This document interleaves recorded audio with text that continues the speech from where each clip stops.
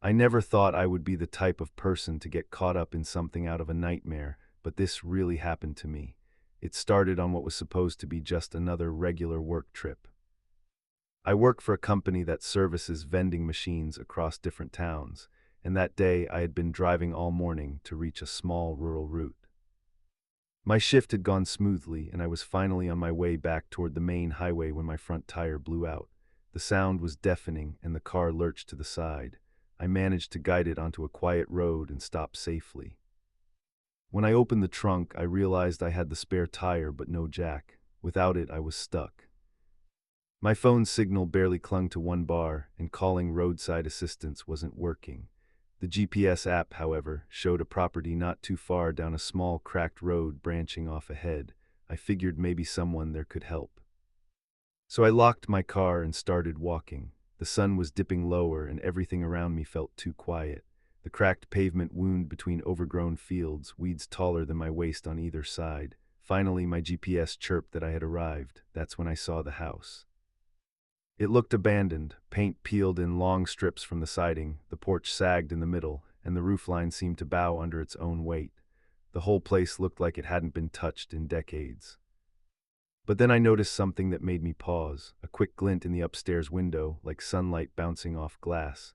My first thought was that someone actually lived there. Maybe it was just a rundown property, and there might still be a person inside who could lend me a jack. I hesitated for only a moment before walking up the path.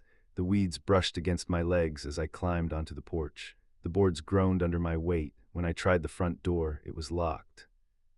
I cupped my hands and called out, "Hello, anyone home? I just need a little help with my car." Silence. I almost turned back right then. The air felt heavy, like the whole place was holding its breath. I walked toward the road again, ready to just abandon the idea and wait for a car to pass by. But then I froze. A long, slow creak cut through the silence. I looked back and saw the front door, which had been locked only moments earlier, now standing slightly open. My gut screamed to stay away, but my brain clung to logic. Maybe someone had been inside the whole time and finally came to the door. Maybe I was just being paranoid. Against better judgment, I walked back up and pushed it open. The smell hit me first, a mixture of mildew, damp wood, and something sour. Inside was a living room with a sagging sofa covered in torn upholstery. A coffee table sat crooked, coated in a thick layer of dust. To the right was a kitchen with rusted pots and yellowed paper scattered across the counters. Everything looked untouched for years. Then, without warning, a loud crash exploded from upstairs. My heart hammered as I slowly climbed the staircase. Each step groaned under my weight. At the top, I reached for the door handle, my hand trembling. I twisted it, the door swung inward, and before I could even process what I was seeing, darkness swallowed me. When I came to, everything was wrong. I was lying on a narrow bed with stained sheets. My arms and legs were bound tightly with coarse rope. Beside me stood an IV pole, bags of fluid dangling from it. My mouth went dry. I wasn't just trapped, someone had set this up. The room stank of chemicals and rot. Then I heard it, the slow squeak of a floorboard. My eyes darted to the corner, and that's when I saw it. A tall silhouette, cloaked in a dark hoodie, stood perfectly still. Its face was hidden in shadow. It didn't move, it didn't speak, it only watched me. Adrenaline surged through me so violently I thought I might faint again. I started thrashing, rocking my body against the ropes. The bed rattled, the IV stand clanged. I swung my weight over and over, 3 desperate attempts before the frame finally toppled. The crash knocked the wind out of me, but the momentum loosened the ropes enough for my wrist to slip free. My skin tore as I yanked my arm out. My shaking fingers clawed at the knots, freeing my other arm, then my legs. I gasped for air, heart pounding like a drum in my ears. When I looked up, the corner was empty. The figure was gone. That was all I needed. I bolted from the room, down the stairs, and through the front door into the fatting daylight. I didn't stop running until I saw my car in the distance. The tire was still flat, but I didn't care. I stumbled down the road, waving frantically when headlights appeared in the distance. A man slowed his car and rolled down his window. "You all right?" he asked. I could barely form words, but I managed to explain I had a flat tire. He pulled over, grabbed a jack from his trunk, and helped me replace it with the spare. I thanked him over and over, but I never told him what I had just been through. I didn't even know how to explain it. When I drove away, my hands were trembling on the wheel. I never looked back at that house. But I will never forget what I saw, because whatever lives inside that place, it wasn't empty.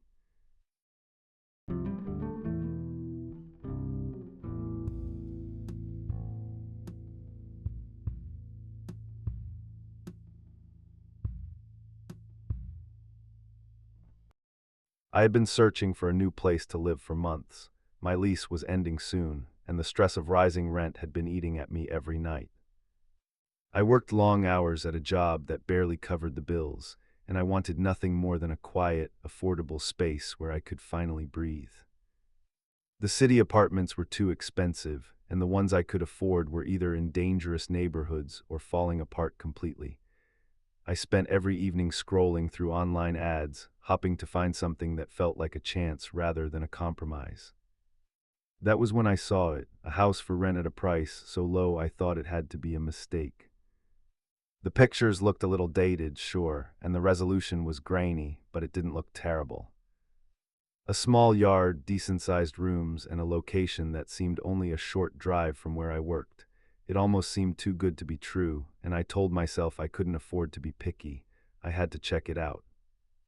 I answer the online ad and get a response almost instantly. The man says he can show me the place that same afternoon.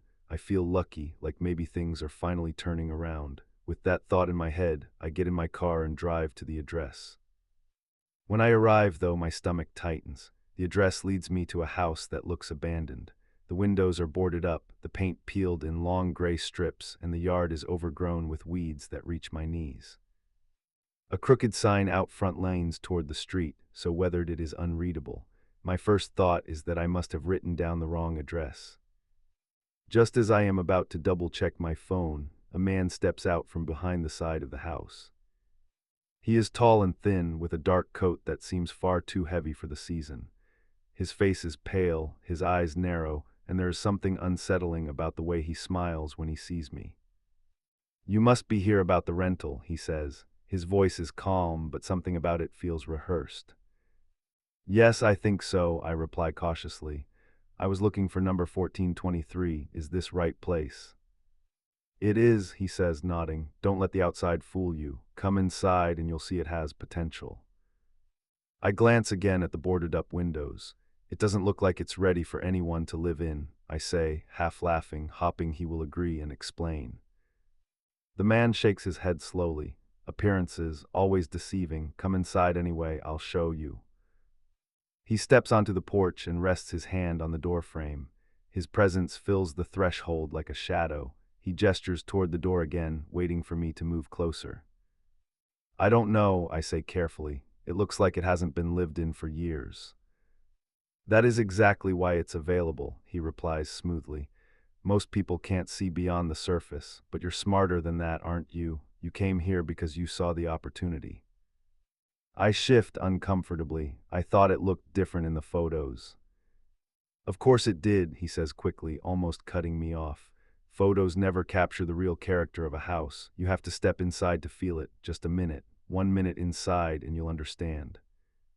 His words are persuasive, but there is something desperate beneath them. He takes a small step closer, lowering his voice like he is confiding a secret. "Just think about it. You are in your own home in complete privacy. Quiet space to breathe, no noisy neighbors, no landlords breathing down your neck, just you and your own four walls. Isn't that what you wanted?" I swallow hard. He has described exactly what I had been dreaming of, but the way he says it makes my skin crawl. "I really should see the inside in daylight," I say. "I don't feel comfortable right now." His smile tightens and he leans a little on the doorframe. "Daylight hides things too. Right now you see the truth. Why waste the chance? You drove all this way." My pulse quickens. "I don't want to waste your time," I manage, inching back a step. "Maybe I'll reschedule." His voice sharpens, though he never raises it. "Time is precious. You don't get second chances with places like this." The silence after those words feels suffocating. I realize he is watching not just my face, but every movement of my body, like he is waiting for me to give in. "I forgot my wallet in the car," I blurt suddenly, desperate for a reason to leave. I'll just grab it and be right back. He studies me for a long moment, the smile fading from his lips. His eyes are flat, unreadable. For a second, I think he will block my way down the steps. But then, almost too casually, he steps back and folds his hands behind his back. Of course, he says quietly, I'll wait. I nod quickly and back away from the porch, each step feeling heavier than the last. My heart pounds, my palms are slick with sweat, and I force myself not to break into a run. Only when I reach my car do I dare glance back. He is still there, standing in the doorway, his dark figure framed by the crooked house, watching, perfectly still. I climb into my car, lock the doors, and start the engine. As I pull away, his eyes remain fixed on me, and the image of him waiting on that threshold burns into my mind. I never went back, I never reported it. I never told anyone, not even my closest friends, until now. But I know one thing with certainty. That house was not for rent, it was a trap.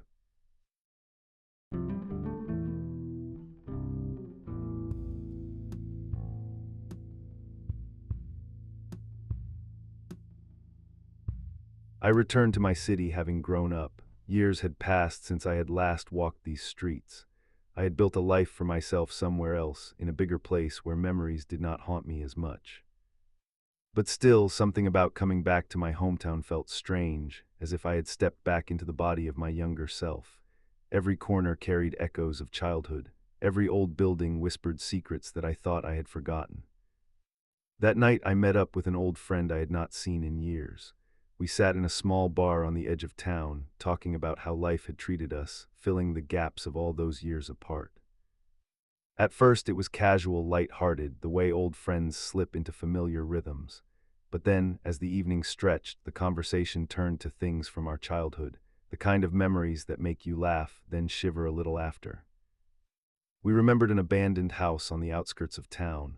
Back then, we would ride our bikes past it, daring each other to get closer, but never brave enough to go in. Everyone knew stories about it. It once belonged to an old hermit who lived completely cut off from the rest of the town. He was seen only rarely, wandering the woods, muttering to himself, carrying sacks no one knew the contents of. Then one day he disappeared, just gone. No one saw him leave. Some said he died inside the house. Others claimed he was still there, hiding. The house itself became the subject of every kid's nightmare. Sitting there in that bar, with 2 beers down and courage that only comes when you mix nostalgia with recklessness, we decided to do what we never dared to as children. We would go into that house. We laughed at the thought, pretending it was just for fun, but I think both of us wanted to prove something to ourselves, to kill the fear that had lingered since childhood. When we arrived, the house was exactly as I remembered. Sagging roof, walls marked by years of neglect, and a silence that pressed on you heavier than the night air. The front door was boarded shut. We circled the house and found a locked basement entrance. It felt like the house was telling us to stay out, but we were too far gone, too curious, too stupid to turn back. We found an iron pipe lying in the weeds, and after striking the lock several times, it gave way. We pushed the door open, and a wave of stale air and dust hit us. It was damp, suffocating, and cold, as if the basement had not felt life in decades. Inside, old things were scattered everywhere. Rusted tools, broken furniture, boxes that had collapsed under their own weight. But what caught our attention was a wooden table covered with a set of handmade knives, each one different, carved with strange patterns, sharpened to uneven points. Some of them had dark, dried stains on them, dirt maybe, or something worse. We exchanged uneasy looks, our laughter long gone. Still, we pressed deeper. Behind an old closet, we discovered a narrow door leading to a tunnel. The air grew colder as we followed it, and the walls seemed to close in around us. The tunnel eventually ended at a ladder. We climbed up, hearts racing, and found ourselves in a room on the second floor. That room was worse than anything we could have imagined. The walls were lined with stuffed animals, all kinds, from deer to bears to creatures I could not even identify. They hung frozen in unnatural poses, glass eyes reflecting our flashlight beams. In the center stood a scratched-up table, marked with deep cuts as if something had been carved there over and over for years. The smell of dust and decay clung to everything. We were no longer laughing. We should have left right then. We both knew it. but fear can paralyze you in strange ways. It was as if the house itself dared us to stay, dared us to see more. Then we heard it, a sound that froze the blood in my veins, footsteps, slow, deliberate, climbing the staircase on the other side of the wall. At first I thought maybe it was the wind or the creak of old wood, but no, these were footsteps. Someone was in the house with us. We panicked and scrambled into a closet, closing the door behind us, leaving only a crack to peer through. My chest heaved, but I forced myself to breathe as quietly as possible. The footsteps grew louder, then they stopped right outside the room. The door opened. A figure stepped in. I could barely make out details in the darkness, but the shape was human. In its hand was a massive knife, jagged and serrated like teeth. The figure moved slowly, dragging the blade along the walls, the table, the stuffed animals, leaving a trail of harsh scratches in the silence. My friend squeezed my arm hard, and I knew he was thinking the same thing I was. If that figure opened the closet door, we were finished. The figure lingered, then turned, moving into the next room. The sound of the blade scraping echoed as it went. We had seconds, no time to think. We pushed the closet door open and ran for the windows. They were boarded up, but adrenaline made us strong. We grabbed a poker from the fireplace and tore at the boards with everything we had. Splinters flew, nails shrieked, and finally, cold air hit our faces. My friend squeezed through the gap first, scrambling onto the roof. I was right behind him when I heard the footsteps again, this time fast, coming for us.